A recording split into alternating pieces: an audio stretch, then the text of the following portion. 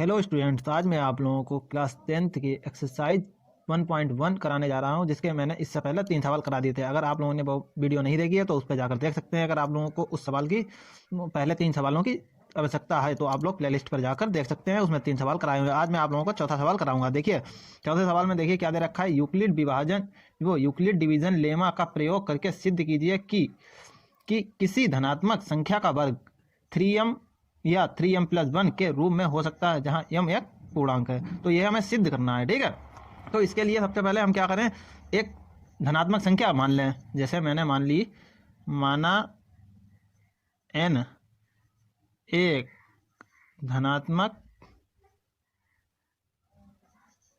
संख्या है, ठीक है। इसमें देखिए बताया भी गया है कि किसी धनात्मक संख्या का वर्ग 3m या 3m+1 के रूप में हो सकता है, जहां m एक पूर्णांक है, ठीक है। तो मैंने माना n एक धनात्मक संख्या है, ठीक है। अब इसका वर्ग करेंगे तो लिख लीजिए चाहे आप लोग, या इसी प्रकार यहीं पे छोड़ दीजिए कि इसका वर्ग करने पर यह सिद्ध करना है हमें, ठीक है। तो इसे देखिए, मैंने बताया था इक्वेशन किस रूप में बनानी होती है। देखिए, इस टाइप में बनानी होती है।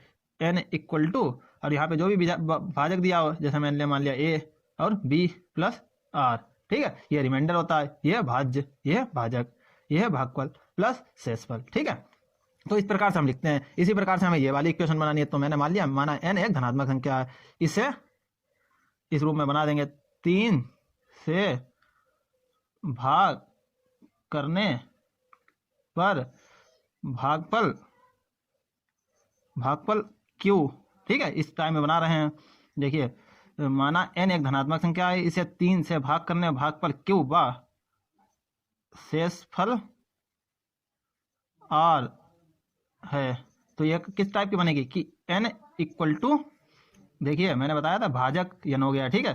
3 से भाग कर रहे हैं तो भाजक ये हो गया, भाग करने पर भागफल क्या आ गया q, तो q गुणा में मैंने बताया है, देखिए प्लस शेषफल r, ठीक है। इस टाइप की इक्वेशन बन गई। अब मैंने एक और चीज बताई थी कि हमेशा यह जो संख्या दी होती है भाजक, इससे शेषफल हमेशा कम आएगा। तो शेषफल r है, तो r कितना आएगा, 3 से कम कितने होते हैं, 0। धनात्मक संख्या है 1 2, ठीक है। तो यानी कि यह 3 हो गए, ठीक है। तो अब हम प्रश्नानुसार चलेंगे, ठीक है। तो यहाँ पे डाल लीजिए प्रश्न अनुसार, यानी कि प्रश्न के अनुसार करेंगे। प्रश्न में क्या दे रखा है, किसी धनात्मक संख्या, जैसे ये भी तो धनात्मक संख्या है क्योंकि इसे 3 से भाग देना है, क्यों, इसका भागफल है और शेषफल r है, ठीक है। इसी तरह टाइम में बन जाएगी इक्वेशन। तो मैंने इस संख्या का वर्ग कर लिया। देखिए, जैसे इक्वेशन 1 मान लीजिए, समीकरण, ठीक है, समीकरण 1 से, ठीक है, समीकरण 1 से। अब मैंने समीकरण 1 क्या है, n equal to 3q plus r, इसका वर्ग कर लिया क्योंकि धनात्मक संख्या का वर्ग करना है, ठीक है। इसको यहाँ पर लिख लीजिए, वर्ग करने पर, वर्ग करिए, स्टेप बाय स्टेप बिल्कुल लिखवा रहा हूँ मैं, ठीक है। n स्क्वायर हो जाएगा इसका 3q प्लस r का होल स्क्वायर, ठीक है। इसका स्क्वायर करेंगे, 3q का क्या हो जाएगा 9q square plus r square plus 2 3 6, ठीक है, 6QR, ये हो गया, ठीक है। अब हमें पता है, हमने देखिए कितने मान निकल गया 3। अब हम यहाँ पे ये देखिए n स्क्वायर, ठीक है। अब मैंने क्या किया, r इक्वल टू, जो r दिए थे पहला वाला मान रखते हैं 0, r बराबर 0 से, ठीक है। तो इसमें मान रखेंगे n square equal to 9q square plus r का मान है 0 0 स्क्वायर, यानी कि 0 का 0 हो जाएगा, ठीक है। यहाँ पे 6q इंटू आर का मान क्या है 0, तो 0 से किसी भी संख्या की गुणा करते हैं 0, यह वाला भी 0, तो कितना आएगा n square equal to 9q square, ठीक है। इतनी बात तो आप लोगों को समझ में आ रही होगी। इसमें अगर कोई दिक्कत है तो आप लोग मुझे कमेंट कीजिएगा कि पहले ही बात समझ में नहीं आई, ठीक है। तो आप लोग देखिए इतना स्टेप पूरा हो गया। अब हम क्या लिखते हैं, इसे देखिए इस टाइम में भी तो लिख सकते हैं 3 इंटू 3q स्क्वायर, ठीक है, इस टाइम में लिख लिया। अब यहाँ पे मैंने 3 क्योंकि, ठीक है, क्योंकि 3q square equal to m मान लिया, ठीक है, क्योंकि m एक पूर्णांक है और यह भी एक पूर्णांक है, ठीक है। तो m मैंने ये मान लिया। अब n स्क्वायर इक्वल टू कितना आ रहा है, देखिए n स्क्वायर ये यहाँ पे रख दें, तो 3q स्क्वायर का मान रख दिया m यहाँ पे। तो यह पहली वाली कंडीशन देखिए सिद्ध हो गई, ठीक है। इस तरीके का मान हो सकता है, यानी कि अब देखिए n बराबर, अब यहाँ पे देखिए मैंने लिखवाया है r बराबर 0 से, पहली कंडीशन यह हो गई, ठीक है। अब यहाँ पे दूसरी डालिए, यदि यहाँ पे लिख यदि r बराबर 0 से, ठीक है, तो यदि r बराबर 1 से, ठीक है 1 से, तो मैंने आर सही, ठीक है आर बराबर 1 से। अब देखिए क्या इसकी इक्वेशन बनी थी, देखिए एन स्क्वायर प्लस, देखिए कहाँ पे एन जे वाली जे बनी थी, इसके बाद अब हम सीधे सीधे अलग अलग बिल्कुल लिख लेंगे। देखिए N square equal to 9 Q square plus R का मान क्या था, देखिए 1 का स्क्वायर प्लस 6, ये वाली इक्वेशन मान लीजिए इसे सेकंड, ठीक है। तो इक्वेशन अगर ये लिख लेंगे तो इससे ज़्यादा सही रहेगा कि इक्वेशन 2 से यहाँ से हो रहा है, ठीक है। समीकरण यदि आर इक्वल टू 1 से, और समीकरण यहाँ पे भी लिख लीजिए समीकरण 2 से, ठीक है। तो ज़्यादा आप लोगों को बिल्कुल कभी भी मतलब कोई भी दिक्कत नहीं आएगी, ठीक है, क्योंकि लिखा होगा तो यह सोचने की ज़रूरत नहीं है कि कहाँ से यह चीज़ आई, ठीक है। मतलब अगर आप लोगों को याद रहे तो आप लोग इस तरीके से मत लिखिएगा, और अगर लिख लेंगे तो ज़्यादा बेहतर रहेगा, ठीक है। देखिए क्या था 6Q, आर का मान क्या है, देखिए आर का मान क्या है 1 रख दिया। अब इस प्रकार से मैंने कर लिया, देखिए 9Q के 9Q उतार लिया तो कुछ नहीं, यह वाला 6Q इधर लिख लिया, ठीक है। 6Q की 1 से गुणा करें 6Q आएगा, प्लस 1 का स्क्वायर करेंगे 1 आ जाएगा, तो एन स्क्वायर इक्वल टू जे आ गया।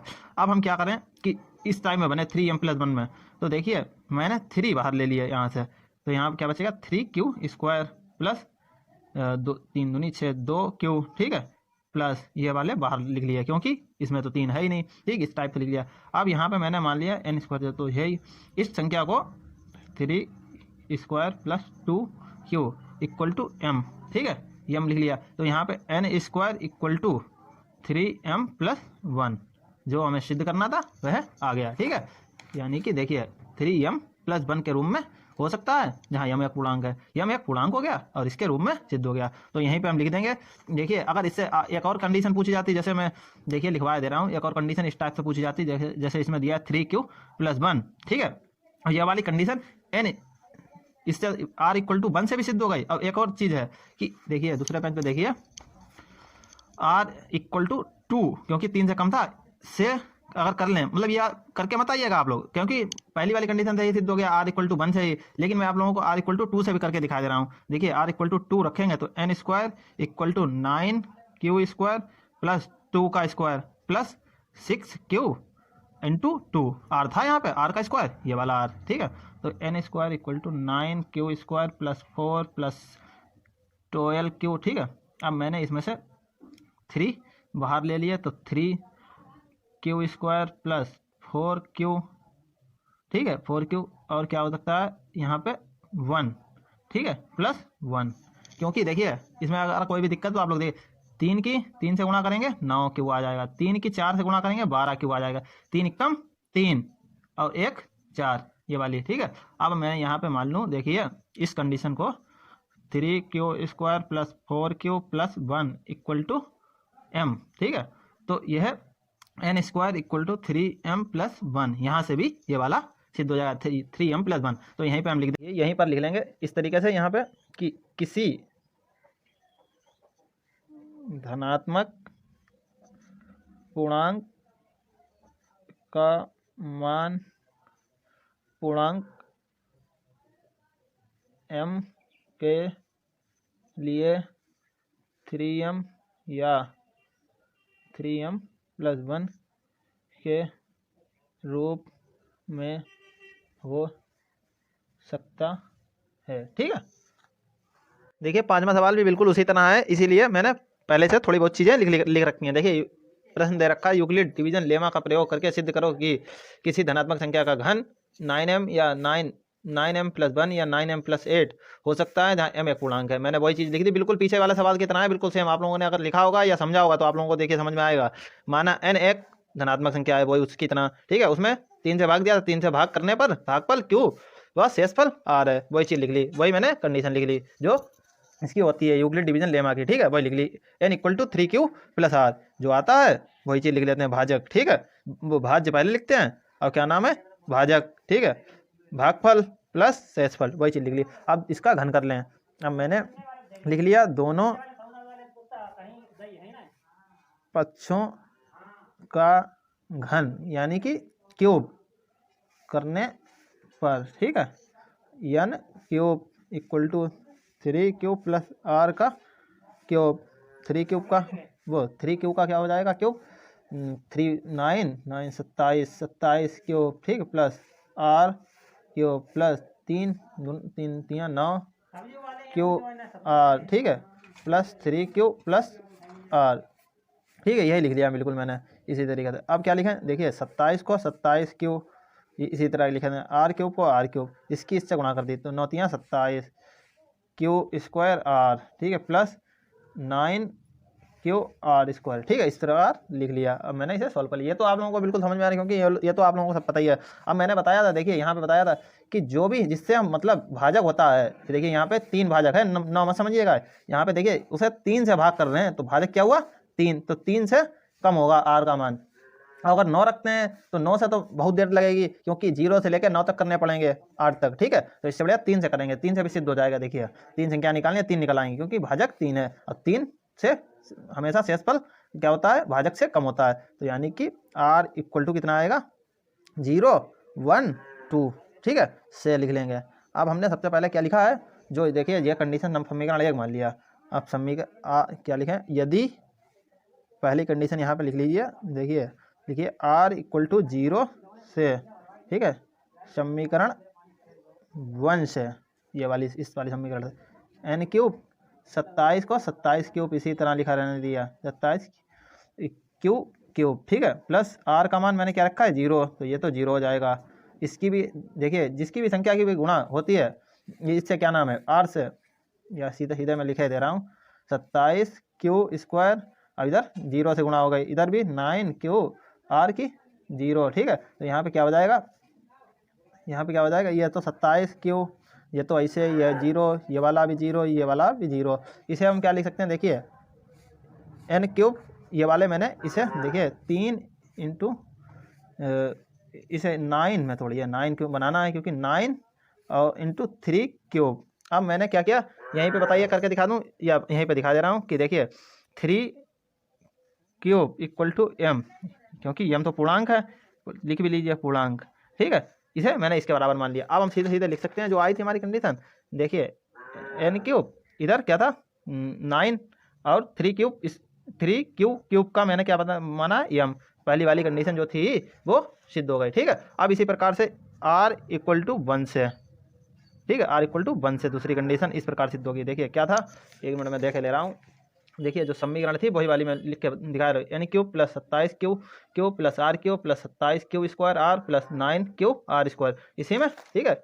यही मैं बिल्कुल लिखे दे रहा हूँ, एन क्यूब 27 क्यूब, ठीक है, R cube plus 27 Q square R plus 9 Q R square, इसमें आर बन रख दिया, ठीक है, तो एन 27 क्यू प्लस 1 का Q plus 27 Q square plus वो इंटू 1 प्लस 9 क्यू 1 का स्क्वायर, तो इसी प्रकार लिखेंगे यह 27 क्यू प्लस 1। यह तो आप लोगों को कैलकुलेशन बिल्कुल समझ में आ रही है, क्योंकि ये तो कुछ करना नहीं है इसमें, ठीक है, ये इसी तरीके से उतर जाएगा। अब देखिए हम क्या कर लें, 9 में बनाना है, तो इसमें से 9 बाहर ले लिया है, तो ये यहाँ पे क्या हो जाएगा 3 क्यूब प्लस यहाँ पे बचेगा 3 क्यू स्क्वायर प्लस 3 क्यूब, ठीक है, 3 क्यूब प्लस ये वाला 1।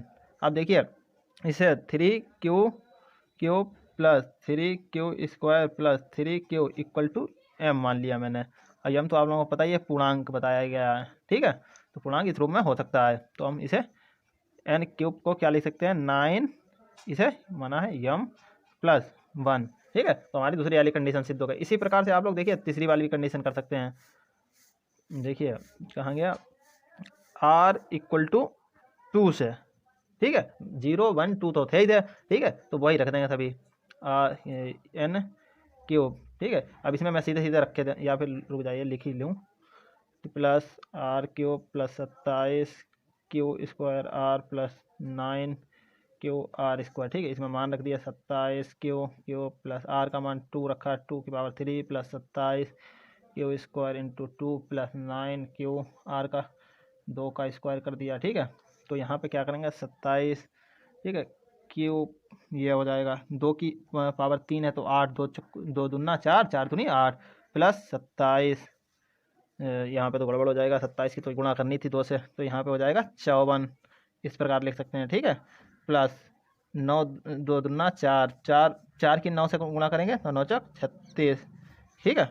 इस प्रकार से अब मैं 9 बाहर ले लूँ तो यहाँ पे कितना हो जाएगा, देखिए 3 क्यूब प्लस यहाँ पे क्या आ जाएगा 9 छंग 54 यानी कि 6 क्यू² प्लस 9 की 36 4, ठीक है।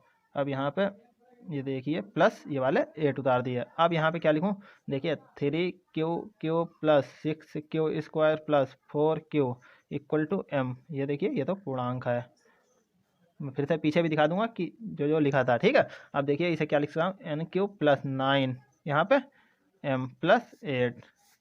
देखिए तीसरी कंडीशन भी सिद्ध हो गई। तो अब हम इसी प्रकार देखिए इसमें देखिए ये वाली सिद्ध हो गई, ये वाली 9m प्लस 1 9m प्लस 8। अब देखिए 9 कहाँ गया, इसमें यहीं पे होगी, देखिए 9m, ठीक है। तीनों कंडीशनें सिद्ध हो गई। तो देखिए पीछे का अगर आप लोग देखना चाहें तो पीछे का देख सकते हैं, देखिए क्या क्या लिखा था, बिल्कुल इसी तरह प्रकार। अब किसी धनात्मक संख्या को किसी धनात्मक पूर्णांक का मान पूर्णांक m के लिए, ठीक है, इस प्रकार से लिख लेंगे 3m या 3, ठीक है, इस प्रकार से लिखेंगे किसी धनात्मक पूर्णांक